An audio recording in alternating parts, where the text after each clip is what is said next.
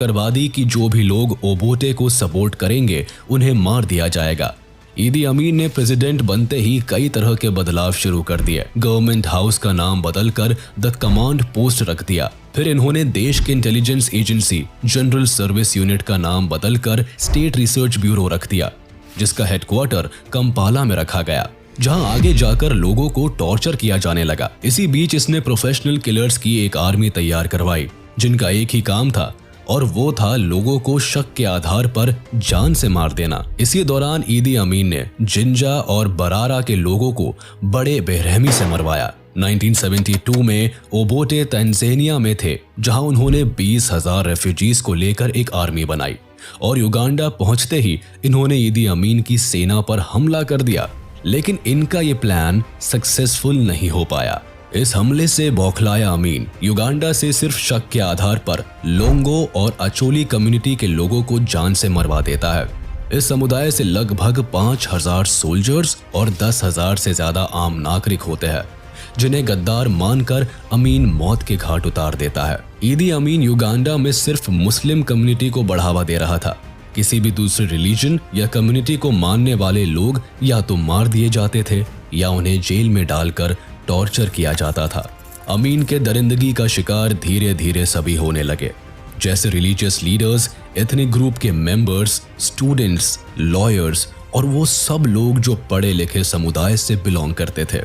इन लोगों को मरवाकर ये नाइल रिवर में फेंक देता था, जिससे कि एक बार नाइल नदी पर बना विक्टोरिया डैम लाशों से जाम हो गया था। इसके घर में इसने अंडरग्राउंड तहखाने बनवाए थे, जिसमें ये जिन लोगों पर भी शक करता था उन्हें पकड़ पकड़ कर लाता था और उन्हें तरह तरह से टॉर्चर करके मार देता था। कई बार तो ये लोगों के हाथ पैर काट देता था, उनके होठ काट देता था और उन्हें तड़पा तड़पा के गैस चेम्बर में डालकर मार देता। औरतों के जेनिटल्स और ब्रेस्ट वगैरह जैसे अंगों को काट कर उनसे घंटों बातें करता और अंत में उन्हें भी मार देता। लोगों को मारने के लिए इसने concentration camps, gas chambers, electrified water tanks जैसी भयानक चीजें बना रखी थी। ये सब सुनकर अगर आपको नाजी कैंप्स याद आ रहे हो तो आप ये समझ ही गए होंगे कि अमीन को ये प्रेरणा कहां से मिली थी। ये एडोल्फ हिटलर को आइडियलाइज करता था और इसका मानना था कि हिटलर ने जोश के साथ ठीक किया और वैसा ही बर्ताव उसे अपने देश के लोगों के साथ करना चाहिए। इसके दिमागी पागलपन का हद तो तब पार हुआ जब 1972 की एक सुबह इसने उठकर घोषणा कर दी कि एशियंस अब युगांडा को खाली कर दे। The Uganda still not yet independent. Uganda will be independent after the whole Kampala street is not full of Indians. Administration in those shops is run by the Uganda. Uganda is for Ugandans only का नारा उसने Uganda के गली गली में फैला दिया। इसने कहा कि एशियंस और यूरोपियंस को हटाना मेरा डिसीजन नहीं है, बल्कि अल्लाह ने मेरे सपने में आकर कहा है कि इन लोगों को देश से भगाओ, क्योंकि ये लोग देश की पूरी इकोनॉमी को लूट रहे हैं। 4 अगस्त 1972 तक ईदी अमीन द्वारा एक फरमान जारी की जाती है, जिसे ऑर्डरिंग द एक्सपल्शन नाम दिया गया। इसमें 50,000 लोगों को चुना गया जो एशियंस थे और जिनके पास ब्रिटिश पासपोर्ट था। फिर 60,000 उन लोगों को चुना गया जो युगांडा के नागरिक नहीं थे। इनमें से कई लोगों को मार दिया गया और कई लोग डर से देश छोड़कर दूसरे जगहों पर चले गए। अमीन के डर के मारे लगभग 1 लाख लोगों ने रातों रात युगांडा खाली कर दिया। जो लोग युगांडा छोड़कर नहीं गए उनके साथ बहुत बुरा बर्ताव किया गया। उन्हें पकड़ के 4 दीवारियों में डाल दिया गया, जहां ना तो हवा आने का रास्ता था और ना ही बाहर भागने का। इन तहखानों के दरवाजों को इलेक्ट्रीफाई कर दिया गया था, जिससे कि ट्रेसपासिंग करने वाले बिजली के झटकों से मारे जाते। ऐसी स्थिति में लोगों का दम घुट गया। कुछ लोगों को पकड़ के उसने हाथ पैर काट दिए और उन्हें जिंदा मगरमच्छ के आगे फेंक दिया। इसकी ऐसी बर्बरता देखकर अब युगांडा के सिटीजन्स भी डरने लगे। इनके प्रॉपर्टीज, फैक्ट्रीज और फर्म्स को अमीन ने अपने अनट्रेन्ड आर्मी के हाथों सौंप दिया, जिनकी वजह से देश की अर्थव्यवस्था बेहद कमजोर हो गई। एक टाइम पर एशियंस और यूरोपियंस द्वारा 90% इकोनॉमिक सपोर्ट युगांडा को मिल रहा था, जिसे अपने फैसले से अमीन ने बर्बाद कर दिया और जिसके बाद युगांडा की अर्थव्यवस्था कोलैप्स कर जाती है। अभी तक युगांडा में जो कुछ भी हो रहा था उसे बाहर के काफी कम देश ही जानते थे। बट 1975 में अमीन ने युगांडा के फाइनेंस मिनिस्टर इमैनुअल ब्लायो वाकवेया को और 1977 में युगांडा के हेल्थ मिनिस्टर हेनरी केम्बा को कंट्री से एग्जाइल दे दिया। इसके बाद ये दोनों लंदन में आके सेटल हो गए, जहां इन्होंने एक बुक लिखा जिसका नाम था अ स्टेट ऑफ ब्लड। इस किताब में केम्बा ने अमीन द्वारा किए गए कई सारे घटनाओं का खुलासा किया। वहीं दूसरी ओर 1976 में अमीन ने खुद को प्रेसिडेंट फॉर लाइफ डिक्लेयर कर दिया। शुरुआत में अमीन को वेस्टर्न कंट्रीज से काफी मदद मिल रही थी। एक समय में इजराइल और जर्मनी भी इनके काफी अच्छे दोस्त थे। जब ओबोटे युगांडा के प्रेसिडेंट बने तो इन्होंने 80 ब्रिटिश कंपनीज को गवर्नमेंट के अंडर कर दिया, जिससे वेस्टर्न कंट्रीज को ओबोटे से खतरा महसूस होने लगा, क्योंकि इनके इस डिसीजन में यूएसएसआर की फ्लेवर नजर आ रही थी, जो कई कैपिटलिस्ट कंट्रीज को बिल्कुल मंजूर नहीं था। और इसी कारण से ये सभी देश अमीन के प्रेसिडेंसी से सहमत थे। अमीन के इनिशियल प्रेसिडेंशियल डेज में इजराइल और यूनाइटेड किंगडम ने फोर्स और फाइनेंशियल सपोर्ट दोनों ही तरह से मदद की, जिसके बाद 1971 में ईदी अमीन दोनों ही कंट्रीज में एडवांस मिलिट्री इक्विपमेंट की सहायता मांगने गए, बट दोनों ही देश ने वेपन्स देने से मना कर दिया। इस बात से अमीन बौखला गया और उसने इसके बदले जो किया उससे इंसानियत शर्मसार हो गई।